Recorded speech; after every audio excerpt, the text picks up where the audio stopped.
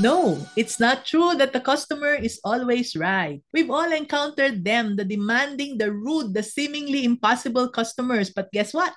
Dealing with dragons like that does not mean that you'll have to get yourself burned or burnt out. Hi, this is Mami N, your Mami Negosyo, and in this video, you learn what I learned throughout my 40 years of experience in dealing with problematic customers. If you want to be able to handle tricky situations with grace, protect your boundaries, and keep your business soaring even when it really gets rough out there, then hang on. Let's learn from this story. This is about Isabel, the bubbly veterinarian and a really angry customer. Isabel grew up really loving dogs, and so when she went to college, she decided to become a veterinarian. While her classmates hated the difficult subjects like macroscopic and microscopic anatomy, she woke up every day excited to learn and to understand how each of the lessons would apply to her pet dogs, as well as all the dogs that she will have as her patients someday. And because of her enthusiasm and passion, she topped her class and aced the boards. Then she got hired right after graduation and got her dream job with the best pet hospital in Metro Manila. Her mentor, the owner of the pet hospital, saw and appreciated her eagerness. And so he taught her patiently about what she needed to learn in real life, about dogs and cats in general, as well as the mindset in dealing with dog and cat owners in particular. So Isabel loved her job so much that she would work long hours even without extra pay. Sometimes when a pet is in critical condition, she would even drop by the pet hospital on her day off. Everything was perfect until her mother got sick. She was the only one who could go home and take care of her mom. So she went back to her hometown and found that the only jobs available for a veterinarian was to work for the government and to take care of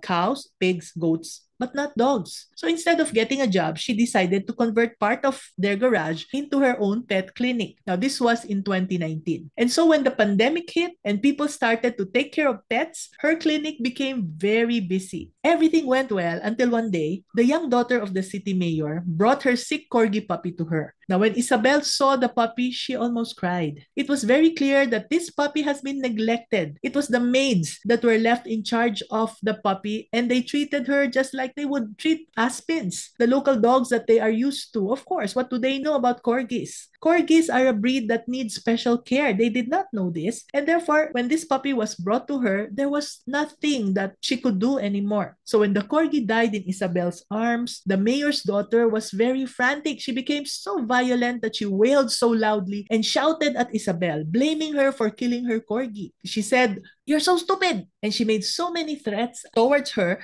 that Isabel became very, very scared. But then she just kept quiet. This mayor's daughter told Isabel that, "Do you know who I am? I am the mayor's daughter, and I will do everything in my power to destroy you because of what you did to my corgi." Now, Isabel, of course, as I said, was very scared, but the natural tendency for someone who's very scared, right, would have been to explain that it was too late, that there was nothing she could do, right? And she could have reasoned out and blamed the mayor's daughter even for not taking care of the corgi better and for neglecting the puppy and just letting the maids take care of her without knowing how to really take care of the puppy well.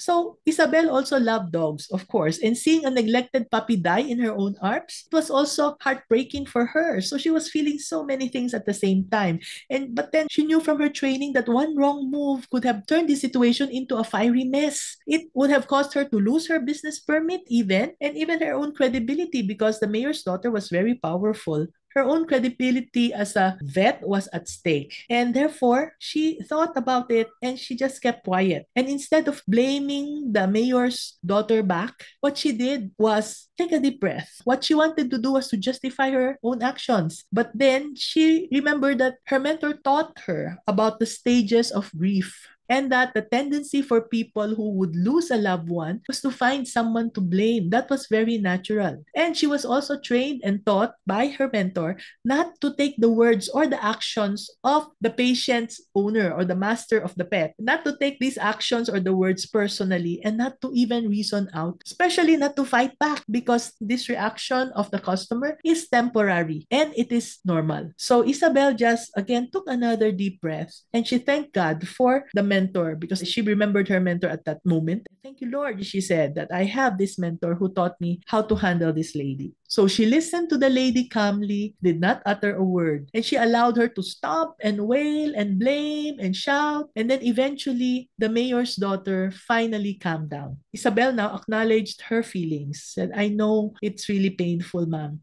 She also expressed her own pain because she said, I'm also a fellow dog lover and it also is very painful for me. And I'm really very sorry that I was not able to save your corgi. So she offered a very heartfelt apology. She also offered to help her, the mayor's daughter, to immortalize the memory of her corgi puppy by casting the paw prints of this puppy for her and putting it on a frame and then offering it to her as a gift. When the mayor's daughter saw how sincere Isabel was, she was disarmed by her genuine empathy. She finally calmed down even further and then she just left without saying a word. Now, in the following month, Isabel was surprised because she came back. And this time, she came back with a new puppy. And from there, she became Isabel's loyal customer. She even promoted her clinic in her own social media platforms and sent many of her friends to Isabel's clinic to be her customers. Wasn't that nice? So Isabel was able to turn a potentially negative situation into a positive one. She proved that her kindness and her professionalism are the best fire extinguishers for dealing with dragons. Now, was that a good story? You see, difficult customers are just people and they're just having a bad day. And that's how we should handle them.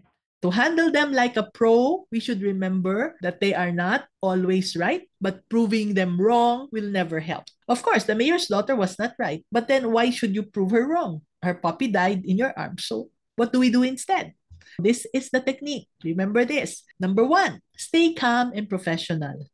Take a deep breath and keep quiet. Shut up, even if this dragon is already spitting fire. Reacting emotionally will only escalate the situation. Remember this. Number 2, listen actively. Let them vent their frustrations. Go beyond the painful words they say or the actions that they do, unless they're already assaulting you physically. Active listening means that you're just listening to their feelings, and as you pay attention without interruption, you are in control. You are showing them that you care, and it helps you understand their point of view because you are not talking. You are really using your mind, using your heart to listen to them. All right? Number 3, focus on solutions. Don't ever get defensive. This means that you don't give reasons, you don't blame. Instead, have the mindset to work with them, be on their side, to find a win-win solution that satisfies both of you so that this incident will have a happy ending. Now, number 4, set boundaries. Of course, it's okay to say no to unreasonable demands. Sometimes the demands could be unreasonable, right? Like, for example, how can you make the corgi alive again? That is unreasonable. There's nothing you can do about it. So you need to protect your time and your energy and know when to disengage politely. Now, this was difficult for Isabel when her clinic was in her garage. Customers,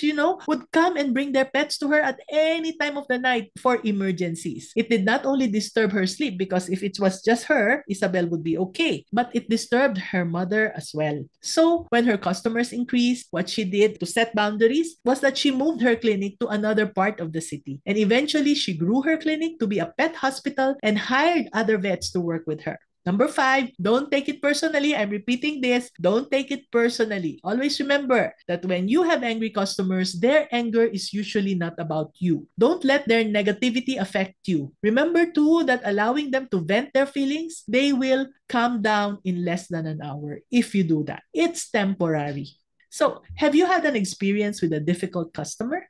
How did you overcome the situation? Did you use any of these tips that we mentioned? Let's learn from each other and let's build a community of resilient business owners. So please share your experience below so that others can learn from you and I can learn from you as well. Let's recap. Dealing with difficult customers is really part of our journey to business success. You cannot succeed without meeting difficult customers. That's impossible. Don't let them dim your shine. By staying calm, practicing empathy, and setting healthy boundaries, you can turn these dragons into allies. No, the customer is not always right, but to prove them wrong during those critical moments will never bring us business success. So take a deep breath.